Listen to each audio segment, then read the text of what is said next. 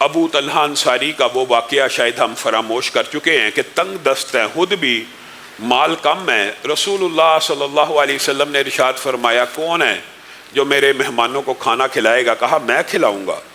گھر لے گئے، گھر میں بھوک ہے، بچے بھی بھوکے ہیں۔ بیوی سے کہا اب رسول اللہ صلی اللہ علیہ وسلم کے مہمان آ چکے ہیں، بچوں کو بھوکا ہی کسی طرح بہلا پھسلا کے سلا دے۔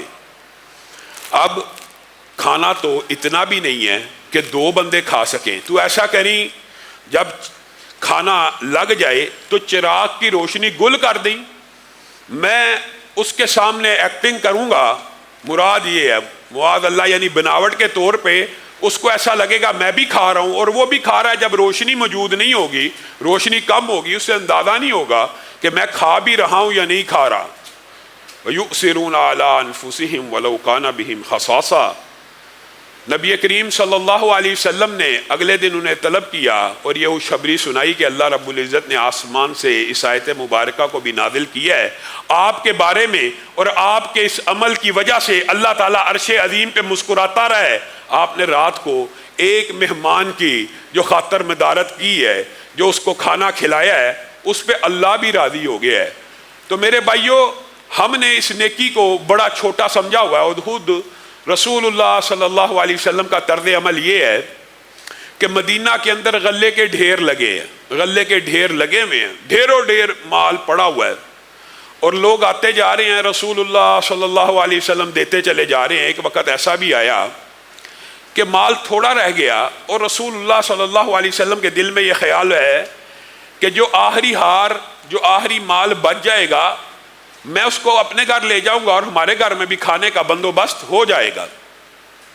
اب جب آخری ہار، آخری مال رہ گیا تو ایک صحابی رسول آئے اور کہا کھانے کی حاجت موجود ہے۔ رسول اللہ صلی اللہ علیہ وسلم نے وہ آخری ہار بھی اس صحابی کو عطا کر دیا۔ چادر کو جاڑا، اس عظیم کملی والے نے اپنے کندھے پہ چادر کو رکھ کر اپنے گھر کا رخ کیا۔ امہات المومنین فرماتی ہیں آج تو مدینہ کے گھر گھر میں چولہا جلے گا کہ آج بھی محمد صلی اللہ علیہ وسلم کے گھر میں ہنڈیا نہیں پکے گی، 2 ماہ کھانا نہیں تھا پکتا۔ اور یہ نہیں ہمارے لیڈروں اور حکمرانوں کی طرح کہ اپنے ہاؤسز میں یا اپنی پریزیڈنسی میں وہاں پہ مرغن غذائیں پک رہی ہیں اور عوام بھوکے ہیں، عوام مہنگائی کا شکار ہیں۔ یہاں پہ لیڈر کیسا ہے کہ اپنے گھر میں چولہا نہیں جل رہا۔ امہات المومنین کہہ رہی ہیں آج مدینہ کے ہر گھر میں چولہا جلنا ہے، کیا آج بھی محمد کے اہل خانہ بھوکے سو جائیں گے؟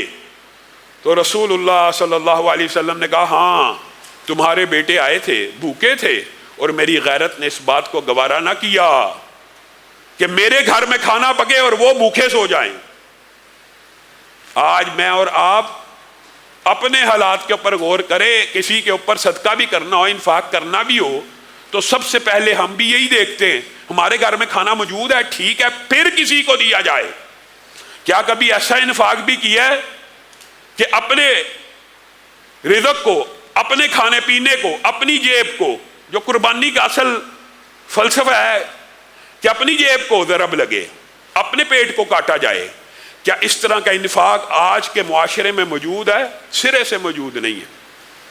اور عبد الرحمن ابن عوف اور صحابہ کا یہ طرز عمل تھا۔ عبد الرحمن ابن عوف کتنے جلیل القدر صحابی ہیں، آپ کو ان کے بارے میں علم ہوگا کہ ان کے ساتھ جب مواخات میں ان کے بھائی نے ان کو کہا تھا ایک بیوی کو میں طلاق دے دیتا ہوں آپ سے شادی کرنے کے لیے، یہ مواخات مدینہ کے اندر آپ نے اچھی طرح سنا اور پڑھا ہے، تو کہا تھا نہیں مجھے صرف بازار دکھا دو۔ اور پھر رسول اللہ صلی اللہ علیہ وسلم کی دعاؤں کی وجہ سے اور رسول اللہ صلی اللہ علیہ وسلم کی صحابیت کی وجہ سے ایسی برکتیں نازل ہوئی، جو کام کرتے اس میں خیر و برکتوں کا نزول ہو جاتا تھا۔ اور یہی ہے وہ کہ جن کے بارے میں حضرت عمر نے کہا تھا عبد الرحمن مجھے قرض دے۔ اے عمر آپ خلیفہ ہیں، بیت المال موجود ہے، آپ مجھ سے قرض مانگتے ہیں، دوستی میں بات کر لیتے ہیں، یعنی آپ مجھ سے پیسے مانگ رہے ہیں، بیت المال کے مالک آپ ہیں، پورے مسلمانوں کا خزانہ، یعنی وزیر خزانہ بھی آپ ہیں، سربراہ بھی آپ ہیں، اور آپ ادھار جان کے مجھ سے مانگ رہے ہیں؟ کہا ہاں میں تجھ سے مانگتا ہوں۔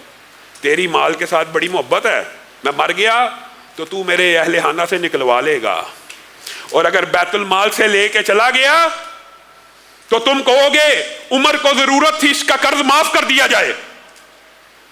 میں اپنا قرض معاف نہیں کروانا چاہتا، میں تیرے سے لینا چاہتا ہوں، تیری مال کے ساتھ بڑی محبت ہے اور تو ضرور میرے وارثوں سے اپنا مال واپس لے لے گا۔ اور یہ اتنے امیر تھے، اتنے مالدار تھے۔ ایک مرتبہ امی عائشہ ایک عجیب و غریب آواز سنتی ہیں، کہتی ہے یہ کس چیز کی آواز ہے؟ پورا مدینہ لرز رہا ہے، پورا مدینہ گونج رہا ہے۔ کہا عبد الرحمن ابن عوف کا قافلہ آیا ہے۔